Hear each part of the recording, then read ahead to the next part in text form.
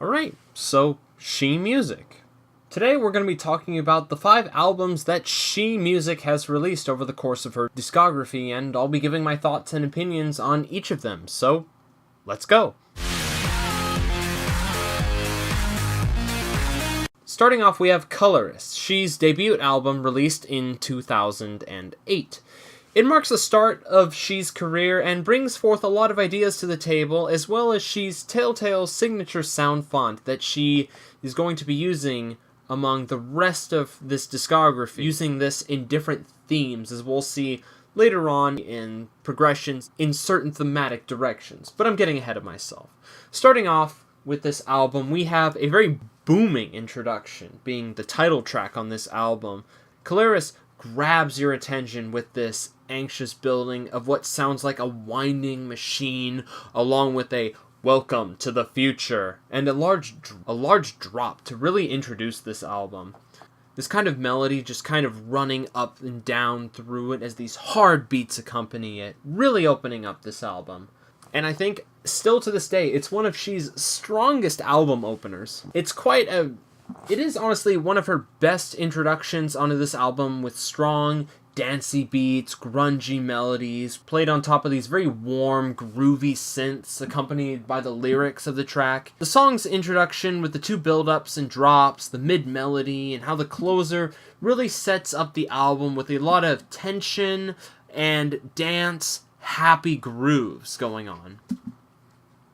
The thing is, the album decides to cool off a little bit throughout, especially with songs like Orbit, Monochrome, and Distort Into Me, but still packs some punch with songs like Gum, In Time, and Destination Luna 4. In this manner, the album kind of plays this dual thing throughout, with the energy level kind of going up and down throughout, like this roller coaster. Now, I don't know if I completely agree with this choice, as it breaks the album into playing 2 different kind of tones and stuff. I don't really think that flows too terribly well, but it's not the worst decision, I think. It's a debut album that kind of introduces a lot of ideas, but doesn't come to really master them in any particular fashion. I feel that the production on some of the tracks, such as Gum and Fuse, are lacking in certain parts with their melodic progression and or the lack of creativity with the lyrics in some parts. This is not to say that the album is bad by any means. In fact, Colorist and Drones are some of my favorite tracks in She's entire discography, on top of Drones already sitting somewhere in my top 20 songs of all time. But the overall album cohesion lacks in areas and feels a bit rushed or inexperienced in some manners. That is worked on and cleaned up some later in She's discography. Of all the 5 albums we're going to be talking about in this video, this is honestly my least favorite, and I feel that it kind of sets up a baseline of what she can do, what she does with the music that is being produced here, and the production quality of the discography only improves from here. And with that, we're going to step into She's second album, Orion. Working off of Colorist, Orion feels like a better version of Colorist in a lot of ways. The consistency of the album is a lot more stable. The tunes and the beats in this LP are a lot more refined, in my opinion. It feels like she really gets her kind of footing with this album, kind of finding a place with a theme somewhat. The album's energy level is overall not as much of a dramatic roller coaster as before, while keeping that high-level energy of Atomic screaming as an opener track after this 2-minute prelude introduction. Atomic takes this thing of the drop after drop with that melody progression, very similar to how Colorist's self-titled works on this, but it adds more than just a few like cut samples of lyrics, and actually has a nice tune that goes through it. You got the music to play loud and shake us.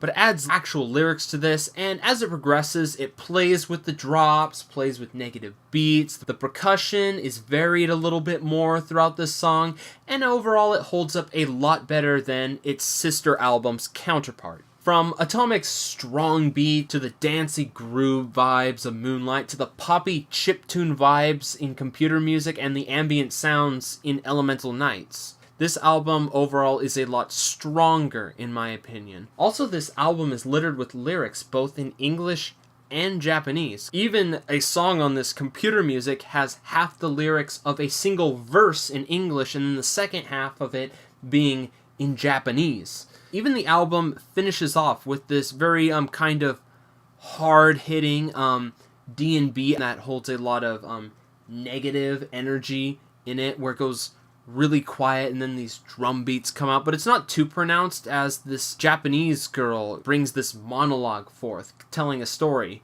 I really like most of the tracks in this album a lot more than Caleres in general, and it is in almost every manner a strict upgrade. Again, stronger production value, better consistency, more catchy tunes, and the feelings I got from Caleres for each track asking for more of something, it gets fulfilled here in Orion.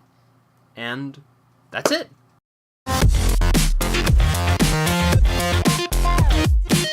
So, Electric Girl.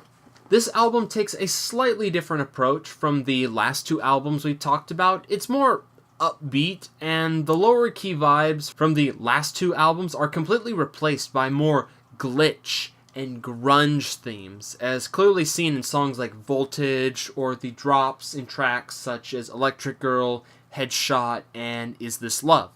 I personally find the drops in this album particularly satisfying and glitched out, as I'm kind of a sucker for these kinds of tunes. So, seeing She incorporate it thematically into an album consistently makes my ears very, very happy. The hyperuse of grinding and negative beats really push this album places and pulls me into liking it for a multitude of different reasons. With this album, it is pretty much the first thematic perfection of an album that She has reached in her discography, and after two other attempts at this and a slight style change, I feel like this is kind of a mastery of at least an element of what those first two albums were attempting to achieve, and it makes it one of my favorite She albums released. The completion of this album does in fact mark a turning point in She's music, however, as she starts to incorporate things that we've had little nods at earlier in these albums, but is more brought into the forefront for a thematic shift in her albums. And the first of these two thematic shifts that we are going to be talking about is Chiptune Memories.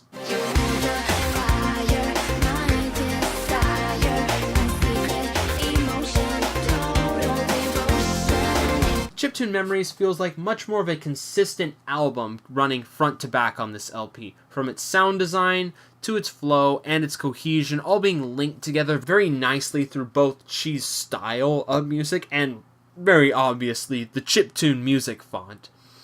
And also on top of this, it sounds a lot better than some chiptune albums I've listened to. It takes a lot of heavy elements from chiptune, but it incorporates a lot more than that into its music with the use of soft synths in Glint Me On, or just the use of chiptune on top of a completely otherwise She song that you would hear in Electric Girl, such as Artificial Love and Bleed Through.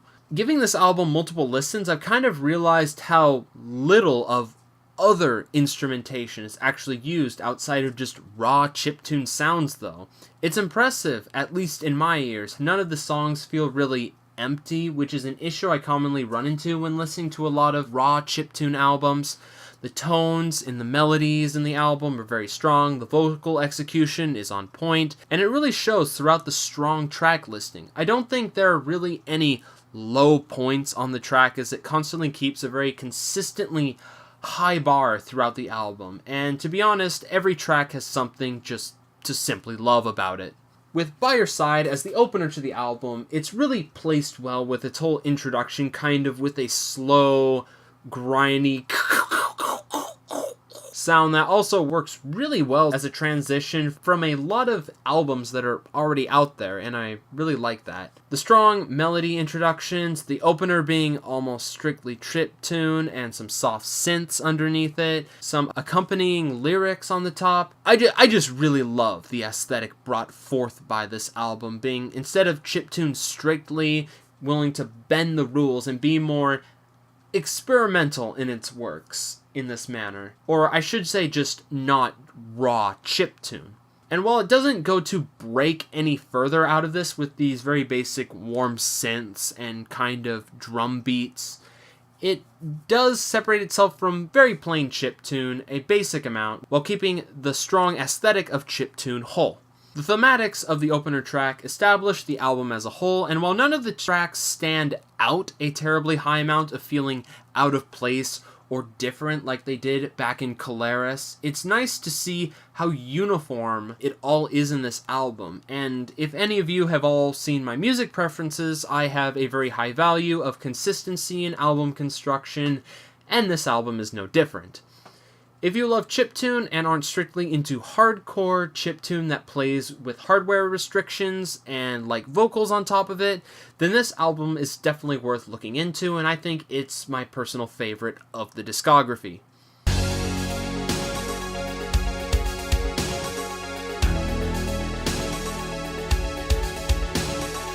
This album follows...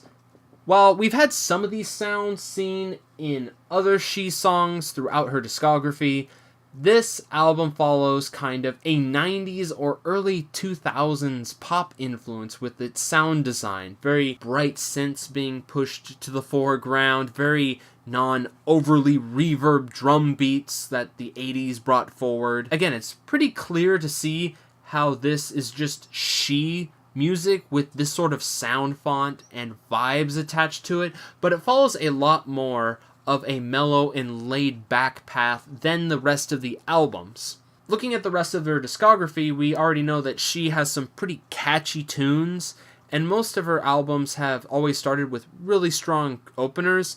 And Chroma, while not the apex, this is definitely not an exception to a nice opener, with almost a 2-minute prelude that builds up not exactly tension, but more of a presence to the album to start. As more of the album to flow and come alive, the prelude ends and the opener track starts.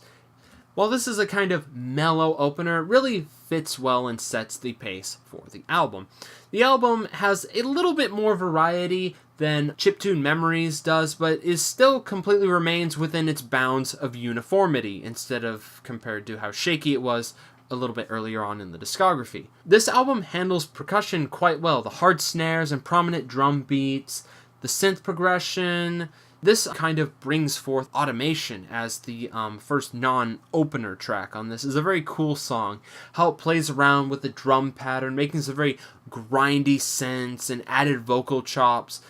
It kind of feels like you're rolling off an assembly line or something of the far future. And I think it's honestly kind of cool how this album tells a very somewhat basic story going places, where we see later in the album, in Sunset Vista. The whole album goes on to spill out more tunes of different variety, incorporates instruments common to the mid-90s such as pan flute, and even uses a very slow beat rhythm with those 90s style synths again. And if you've ever listened to things like Clanad's soundtrack, then it kind of sounds like that with the very, very bright synths, at least in some areas.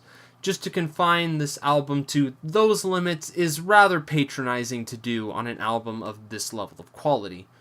Chroma, overall, in my opinion, has better flow and more noticeable differences in its songs and album progression, going from Automa, which sounds almost borderline sounds very industrial in some manners, to Sunset Vista, which wouldn't terribly sound out of place in a vaporwave album almost, yet being unified very well within this kind of confounds that She is placed on it. I don't quite know how it was done, but it's done very well. Chroma's hit of 90s aesthetics really drive this home, along with how unified yet different the album is, and I never knew I needed this album until I really listened to it. It's a great album, and you should all check it out. And this kind of wraps up my ideas of how I feel about She's discography in music. If you liked this kind of rant review on this discography, then please tell me down in the comments below. I like talking about music and I want to talk about it more often. Check out the discography. There's links to She's Bandcamp page in the description, so if you want to check it out, you can do it there. And with that, this is BombChewLink, and that pretty much sums up this music rant thing. And with that, this is BombChewLink, and I pray for your victory.